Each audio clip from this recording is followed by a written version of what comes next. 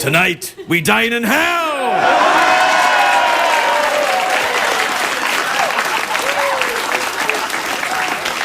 I was just thinking about that movie, The 300. You know that in that movie, The 300, when they say, the guy goes, tonight we dine in hell, and all the soldiers go, oh! Except I think you could hear one soldier going, could we go to KFC instead?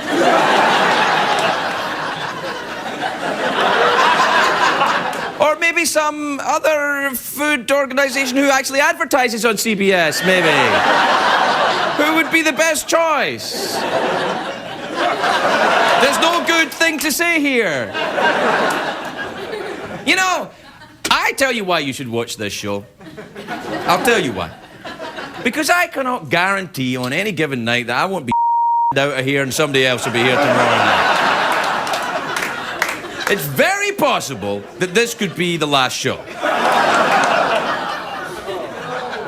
Now wait. I never said definitely. Just if Katie Couric's outside, then I'm going over there to talk to her, that's all. Do you know, I'm very excited because Tim Gunn is on the show tonight. I love Project Runway, I love that. Yeah, I'm very excited, make it work. And Elizabeth Reaser is on the show as well from the new big CBS comedy. We'll be right back. It's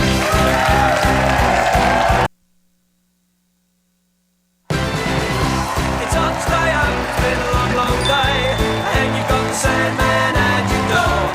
But hang on, leave the TV on, and let's do it anyway. It's okay, tomorrow's just your future yesterday. Ladies and gentlemen, Craig Ferguson. Hey! Hi!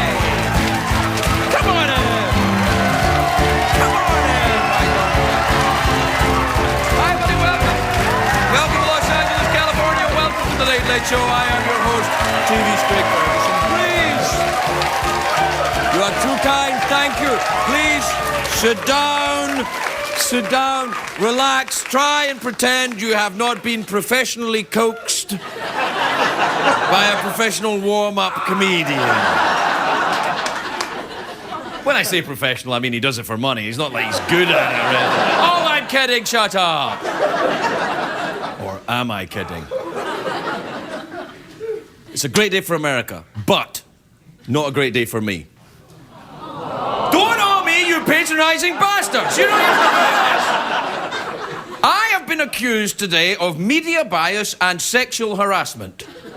I know, I assure you I'm innocent of the media bias. I can't talk about the other one. But I will see you in court, Fabio. You gorgeous bastard who used to work for me. Guilty.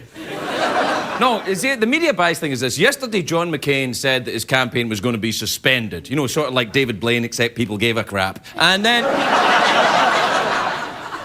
McCain was busted for cancelling an appearance on David Letterman and sneaking off to see Katie Couric.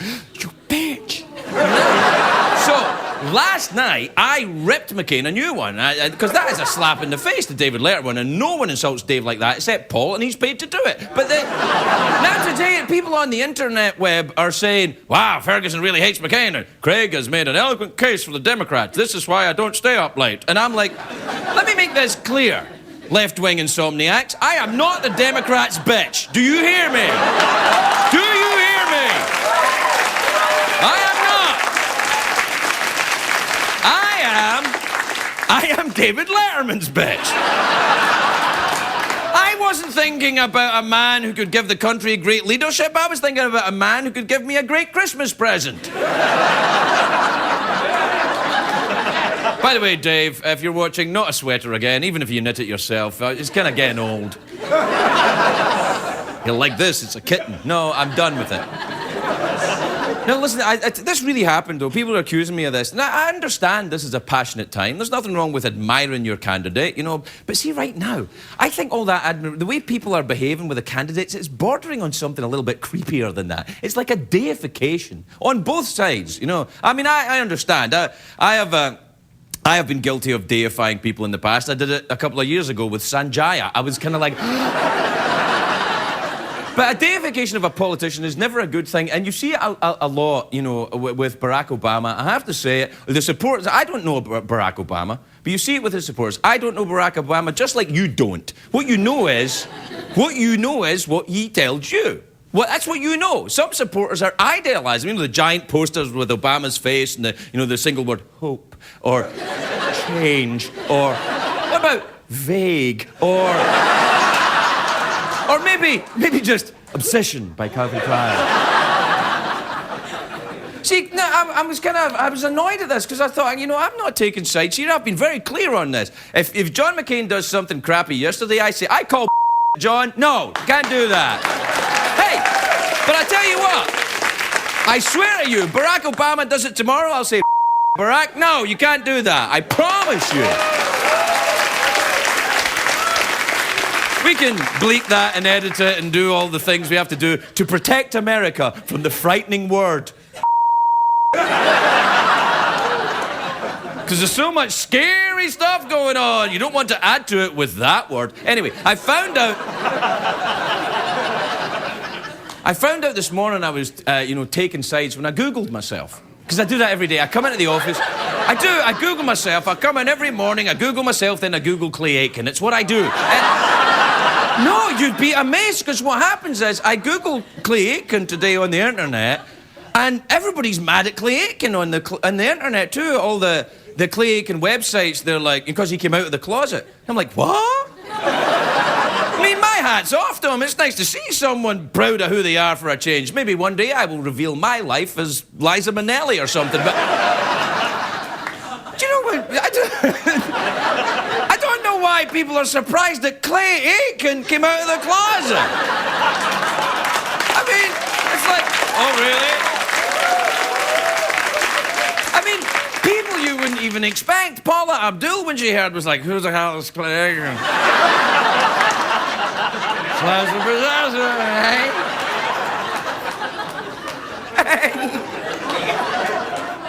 Clay's die-hard fans on the website, they call themselves Claymates, and some of them are really angry. I mean, I'm not kidding. I mean, they're really ticked at him. On the official Clay Aiken website, I think it's called claypride.com or something. Anyway, one fan wrote, and I quote, "This is a gut-wrenching day. I hope it's just a dream." Are you insane? Another fan is so upset she's, staying home from work and not answering the phone, and the people are like shutting down. And I'm like, they're not all like that. One post says, "This is the greatest day of my life," and that post was from someone called R.C. Crest. I don't know who it was.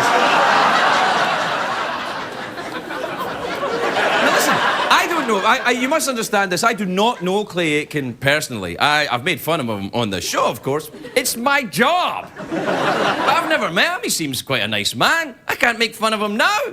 He's not doing anything I can make fun of. He's not pretending not to be gay. He's just gay. I'm like, oh, well, there you are. Curse you, Aiken, and your honesty about yourself. But when people say Clay Aiken's gay, I'm like, what is wrong with your gaydar? What is wrong with... You should go to the doctor, because something isn't working if you can't see that. Of course, some people think everybody in Hollywood is gay, which is stupid. Or is it?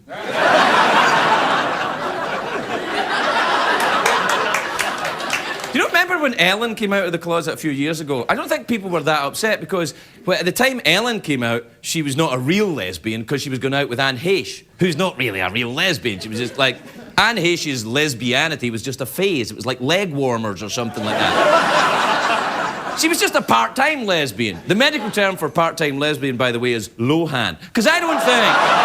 Oh, come on. Come on, I'm just trying to help. I'm trying to help.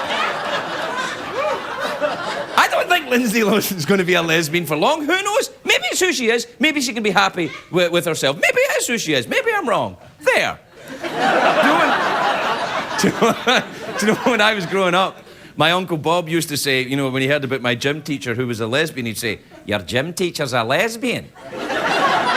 Send her to me, I'll cure her." Like, what are you talking about? He said that about all lesbians. Send them to me, I'll cure them. And then my Aunt Mary would whisper behind his back, "No, he couldn't, son. He convinced them their love is the only true love. Oranges are not the only fruit, Craig."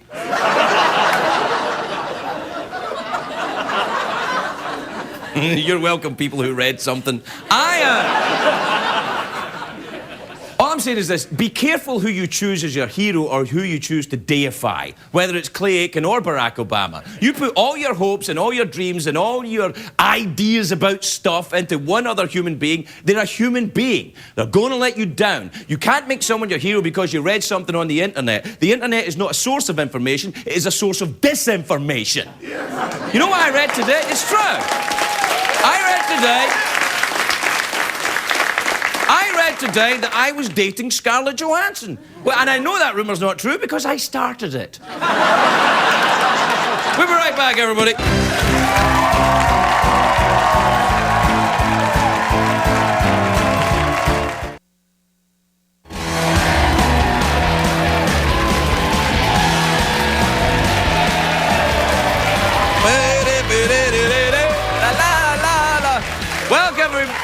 Welcome backy, everybody. Welcome backy, everybody. That was me covering up the fact that I can't speak properly when I said welcome back, everybody. I was trying to say welcome back, everybody, but I said welcome back, everybody. And that's how catchphrases are born. It's true. It kind of is. You're like, you know, I kind of got this catchphrase is like, I know, like that. Well, the truth is, when I'm doing I know, what I'm kind of doing is, I don't know what I'm going to talk about. So if I say I know for a couple of seconds, maybe I can think of something.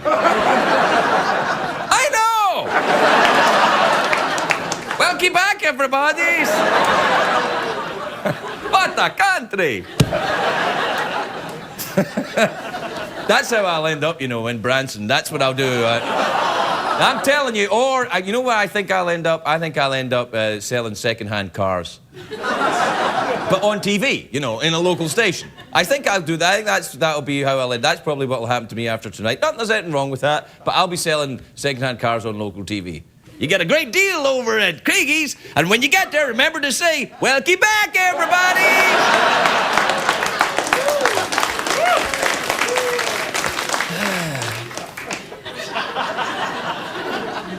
Quite a good mood tonight. I don't know what it is.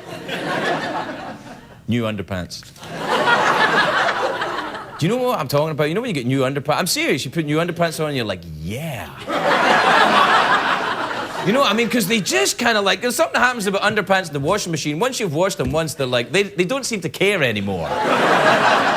But when they're brand new, they just can't do enough for you. What the hell am I talking about? I don't know. Welcome back, everybody. Anyway, we got to get on with the email. Do we have time for the email, do we? Yes, there's time for email, Craig. That's why we do some polka dance with lederhosen on our legs and bratwurst in our pants. Hey. Thank you, Germany. Thank you, Germany. Now, this is from Shelley in Indianapolis. Shelley says, Dear Craig, do you think you will try skiing again this year? Yes. I tried skiing last year, and I liked it. I fell down a couple of times, but I'm better now, and I'm ready to go again. I know! Welcome back, everybody! No, I'm looking forward to it, actually. I love skiing. It's hard, though, when, you know, I'm 46 years old. I started skiing when I was 45. I've got some catching up to do. There's kids like 3 years old that are going boom, boom, boom, down the slopes, and I'm kind of like, pizza, French fries, pizza, French fries.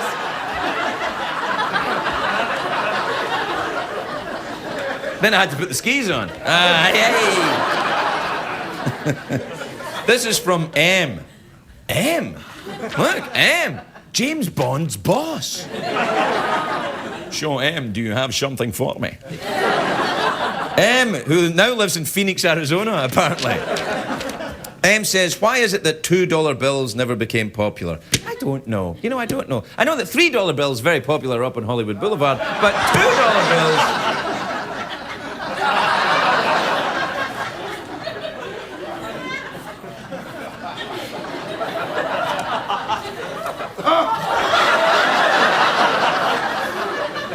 That's because M sent it. It's a secret one, a secret agent one. There you go. All right, we don't have enough time for me to keep going. We'll take a break. We'll be right back, everybody. We'll be right back.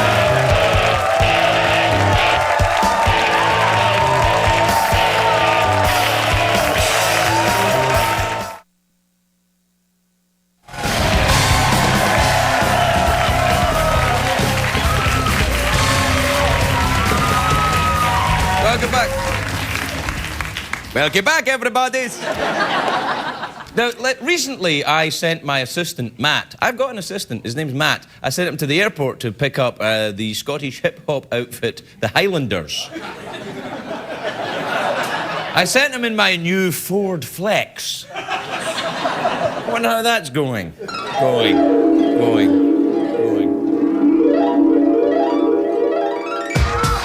Well, we're from the Scottish Highlands where it's raining and cold. Our manners are polite, but our music is bold. We're going straight to Craig Ferguson from LAX. Riding in style in the new Ford Flex.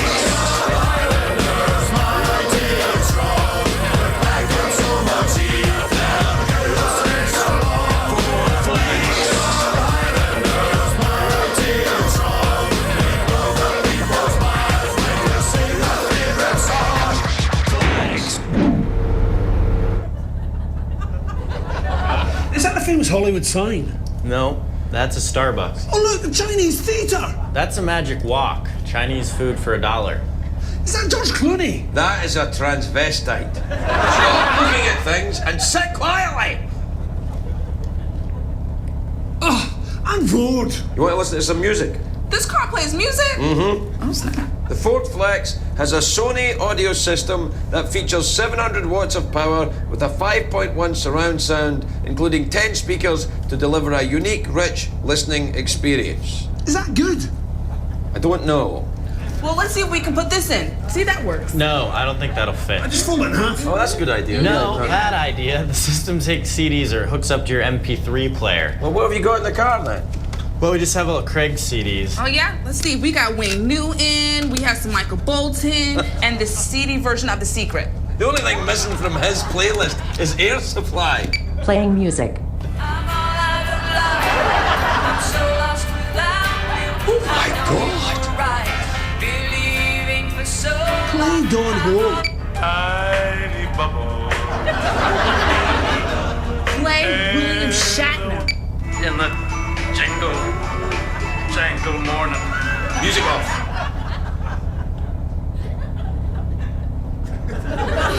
The only way we can listen to this is if we swear never to speak of it again. Okay, promise. I. Okay. Play William Shatner.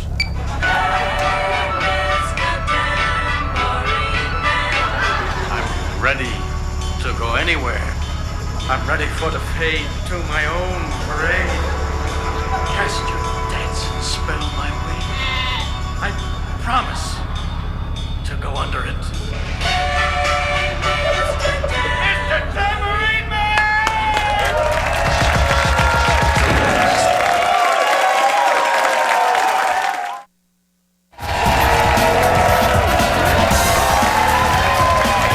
Welcome back, everybody.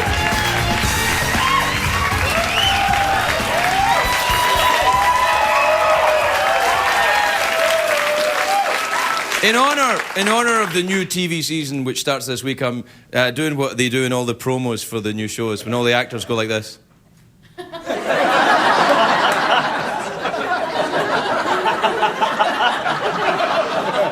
Because they're really good at acting. Bitter? Moi? Correct. My first guest tonight is in two shows on the Bravo network. One is a Tim Gunn's Guide to Style, and the other one is the masterpiece of television that is Project Runway, which is on Wednesdays on Bravo. Please welcome the lovely Tim Gunn, everybody. Tim Gunn.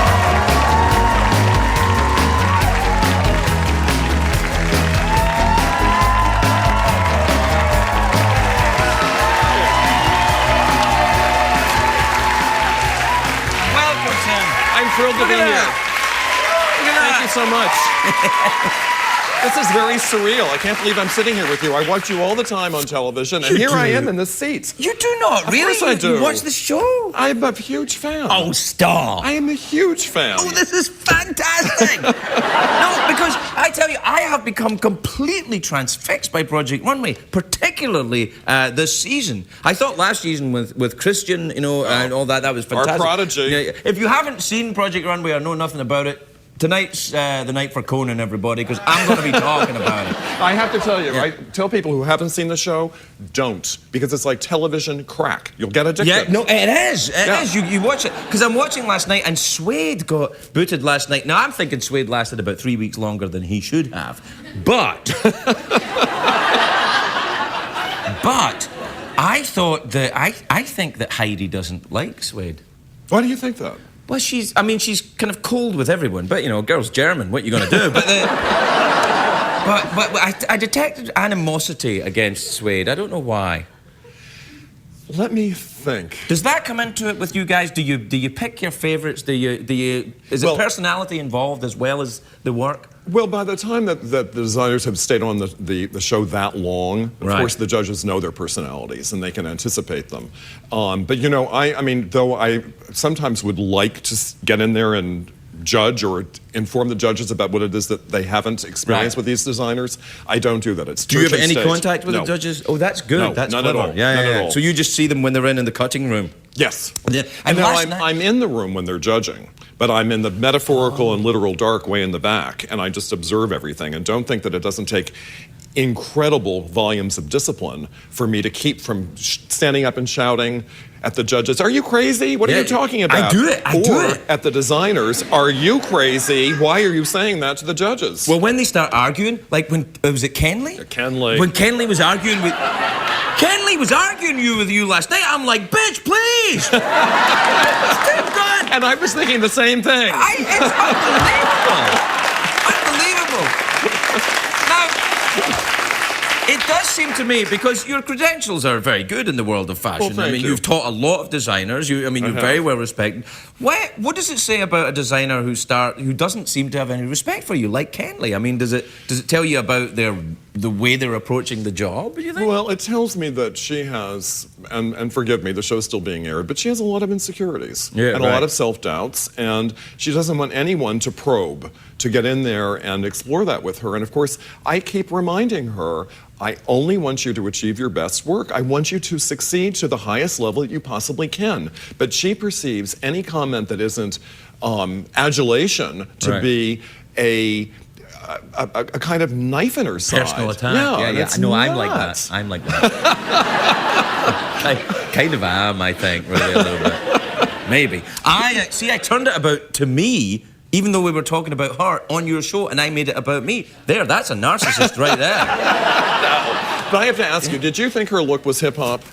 No, I didn't. And I actually thought she should have been voted off last night. I thought that Suede has, he's made a couple of mistakes in the past, but I thought Suede's outfit was, though not great last night, hers was catastrophic. Thank you. Catastrophic. Thank you. And it just should not have been, it was no coming back from it. And the pants were badly sewn. Yes. They were badly sewn. They were bunching up, going on around the business. Mom jeans, as LL Cool J kept calling them. Yeah, no, they were off. Now, why do you think this show has proven so successful when other reality shows of that nature are, I suppose there's American Idol, which is quite successful, and then... it's the shows that have people doing what they really do are the successful ones, because they're the real thing. I mean, in many ways, and I put American Idol in this category, and Top Chef, and Project Runway, and forgive me for saying this if it sounds too grand, but they're more like documentaries in a way. I mean, we're really documenting real fashion designers making work. And you're very well respected, the show itself, within the fashion world. I mean, it's funny, though. Season 1, the fashion industry looked at us as though we'd stripped this veil of mystery off of it, and suddenly it was laid bare. And there was a lot of ambivalence about that, because there are a lot of corners of the industry where they like that mystery, and they like the illusion of glamour. And Project Runway comes along and says it's This industry is gritty, daunting, tremendously difficult, and unless you have an unbridled love and passion for doing it, don't bother doing it. I think that's good, and I think it's also good because it demystifies the models a little bit as well, because you get young teenage girls who want the glamorous life of a model because they're judging it on a photograph they see in a magazine, as opposed to or watching, America's Next Top Model with Tyra or something like that, when really it's that awful business of standing on the runway while a designer goes, that one, and the rest of you are all eliminated. Exactly. It's very, very, very rough. But some of the people that you've had on from the fashion world are giant, like Diane von Furstenberg. Oh my God. Diane von Furstenberg is the ne plus ultra. She really is. That's exactly what I was going to say in many ways.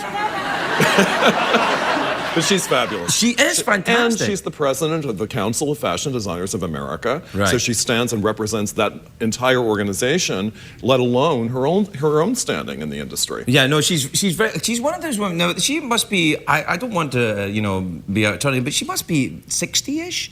I think so. And yeah. she's one of those women which I mean when I see her and I think, oh, she's not hot for 60, she's just like hot. Hot. You just go, hot. That's an attractive woman. And you go, what, you mean attractive for 60? I'm like, no. Just straight out. Hello. I mean, yeah. I have to say she just exudes a sexuality to beat the band. Yes, she just does. And beat the band is how I was thinking. I'm going to get in trouble. Perhaps one at a time, but I understand.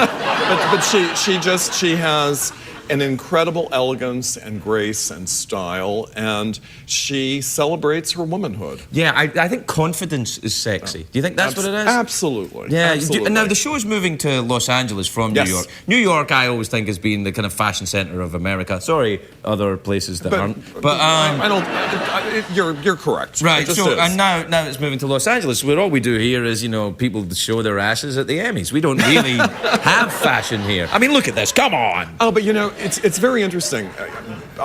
Parsons School of Design, where I taught for 24 years, was the first fashion program in this nation. It was founded, the Department of Fashion Design was founded in 1906, and at the time, there was no fashion industry in this nation. I mean, we made clothes, but we weren't about fashion. And the early graduates came to Hollywood and helped found the Hollywood film industry. Oh, the costumes and stuff. And of course. yes, and it was really that industry that propelled America into the fashion mainstream. And it is a huge industry in America, fashion. I mean, it's worth millions and millions and millions of dollars. In New York, it's the third biggest industry behind finance and healthcare. And with finance tanking, is gone. It may be the second biggest industry. That's it. No, if fashion falls apart, we're doomed. That's it. Fortunately, people have a fervor for fashion. It's here to stay. I think so. Yeah. And I think so. And one thing I really love about the show is that you give the designers $100, $150 and say, "Go, that's all you're getting to create this. Go get it." It's fantastic. It's a wonderful show. Thank you. You are a magnificent presence on it. Good luck with the move to Los Angeles. It's lovely to have you here. Tim Gunn, everybody. Lovely to be here. We'll be right back.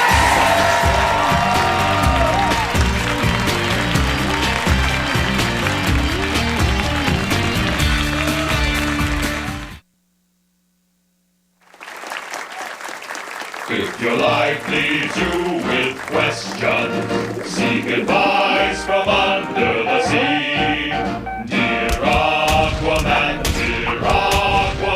please give your advice to me, Aquaman. Hola, mis amigos del mar. Aquaman aquí.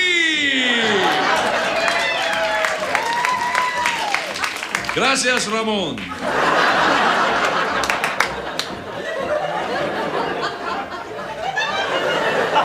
Dear Aquaman, I have a 9-month-old puppy and it keeps humping my leg. What can I do? Well, be grateful. Please give your advice to me, Aquaman.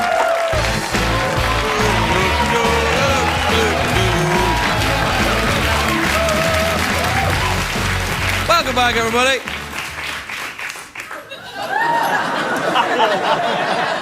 This fall on CBS.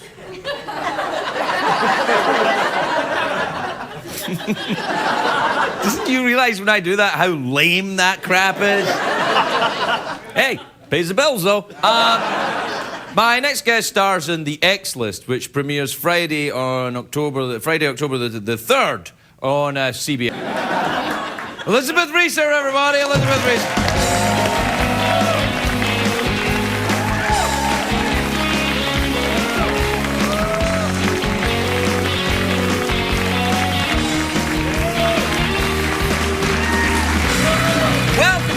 welcome. Thank May I say you look enchanting this evening. thank It's a you. lovely dress and your hair's all lovely. It does me proud when I see someone dress up to be on this show. Or do you walk around like this often?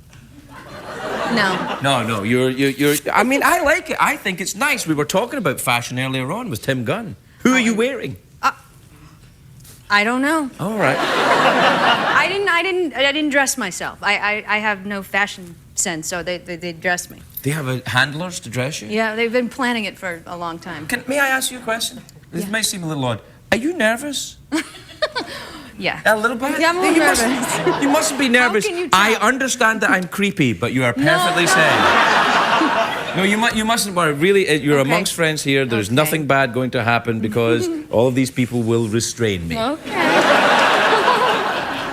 It's all fine. Now, tell me about the show.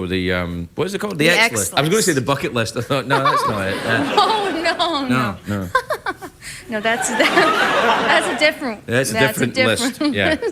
So, what is the X List about? What happens in the X List? I play this woman, Bella Bloom, who goes to a psychic sort of randomly one night at a bachelorette party and is told that I've already met and dated the man that I'm supposed to marry, the love of my life, and that I need to find him within a year or I'm going to spend the rest of my life alone. Much like she said in that clip, in fact. It's all coming together. I'm beginning to see a pattern emerge. Now, let me ask you this. Are you a believer in the psychics yourself? You know, I wasn't, and then I was sort of forced to go to a psychic for the show, and Really? They made you go? CBS made you go to a psychic? Yeah. Hey, if they believed in psychic, can they tell me how this fall season is going to work on CBS? No, I didn't get any information on Right, that. It was, okay. But no, it was terrifying, actually. And I don't know if it's because the power of suggestion is so powerful or... Suggestive. Or it's suggestive. It's suggestive and powerful. Absolutely. So it was terrifying. What did they tell you? Anything you would care to share with us, or perhaps too private? No, too private. All right, we'll share that, because that's good. The thing to do is remember, if you're nervous on a talk show, get your biggest secret out, then you don't have to worry. I'm afraid that something's going to come out, something crazy. Do you see the monologue? It doesn't matter. Nobody cares. Yeah. Crazy's what we do. It's all right. This is what we do here. Do you have a lot of secrets? Are you a very secretive person?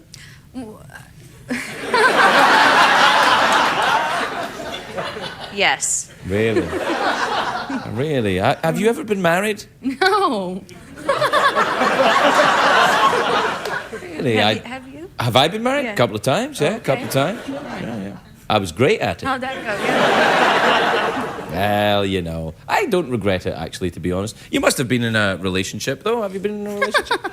Yes. Yes, right. So you've been in a relationship. We've established that. Now, would you go back to that relationship and marry that person? An ex-boyfriend? Yes, that's what I'm saying. No. Like no, you would never do that. I hope not. I mean, you never know. You do never know. That's the thing. But you don't know, but psychics know. Yeah. That's kind of interesting. I like psychics, you know. Do you ever do the Ouija board or go to haunted houses? No. You should. It's awesome. No, I did a lot of Ouija board when I was a kid. I liked that. Did you do it? You smoke the herbal cigarettes and then do the Ouija board? Because that would freak you out. And then what you do is you play Wizard of Oz and Dark Side of the Moon at the same time. Oh my God! Your head will blow up. Where are you from? I'm from Michigan. Michigan. I love Michigan. Which Really? part? Yes. Milford originally, which was the country. Right.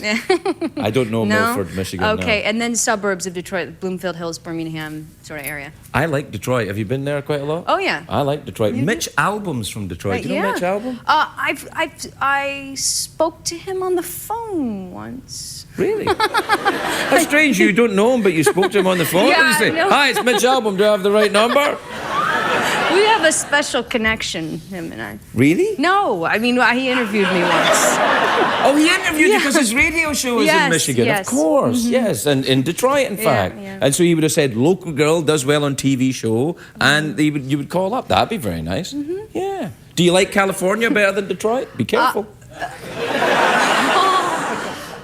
I do. Right, okay. Do you do the surfing and the yoga mats and Oh, stuff? yeah, I do all the yoga and the Pilates. I did start some surfing lessons recently. Very good. Yeah. What about the vegetarianism? Have you embraced that? Well, I'm vegan, but that was before. Vegan, you say? Yes. What is that again? No, I swear, it's vegetarianism, but no dairy as well. Is that right? Yeah, it's no dairy, no eggs. No, I mean, I have relapsed though. Five times. Come on! How could you not? What is it? Basically nothing to eat. What do you eat? I guess you can eat. What can you eat? Tofu. Tofu. Whoa, woohoo! Well, well, you're covered then. Hey, well, that problem solved. As long as it's tofu, this man's happy.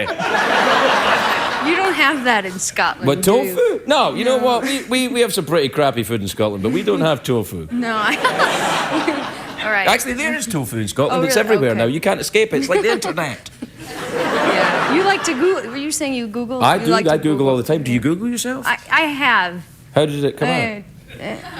Not good? Not good. Well, it's not gonna. It's not going. No, it's a recipe for disaster. It is, I mean, absolutely. come on. It is. It's like listening at a closed door to a bunch of people that don't like you talking about you. Yeah. It's not It's going to end well for horrible. you. Yeah. So I used to Google myself all the time. Now I just Google Clay Aiken.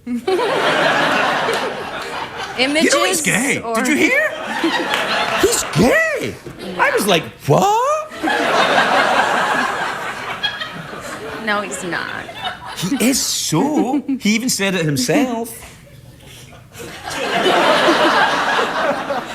Well, that's lovely. Now, where do you make your television program? Is it right here? Oh, no. We shoot in San Diego. San Diego? Yeah. Next to Yeah. SeaWorld? Yeah, right I there. love San Diego. Oh, You get the SeaWorld there, you get the San Diego Superchargers who unexpectedly beat the Jets. I mean, who saw that coming? That was like Clay Aiken being gay. I was like, what? I was like, that'll be the front page of People next week. You wait and see. So listen, good luck with your show. I really hope it works out for you. It's always a difficult time in an actor's life when the new show starts. Are you very nervous about how it'll do? I am. Yeah. I mean, I want it to be good, and I want people to watch it. Well, everyone's saying it's good. Everyone's saying Are it's, they? it's like, oh, it's the hot new show. Oh, good. Yeah. Okay. You'll be fine. Okay, good. Thank you. What else has CBS got? I mean, come on. What? The lovely Elizabeth Reaser, everybody. We'll be right back. If you're watching Craig at home, you're missing half the fun. Consider this your formal invitation to laugh live in our studio audience at a taping of The Late Late Show with Craig Ferguson. Please give us a call at 213-833-6469 or visit our website at cbs.com. What did we learn on the show tonight, Craig?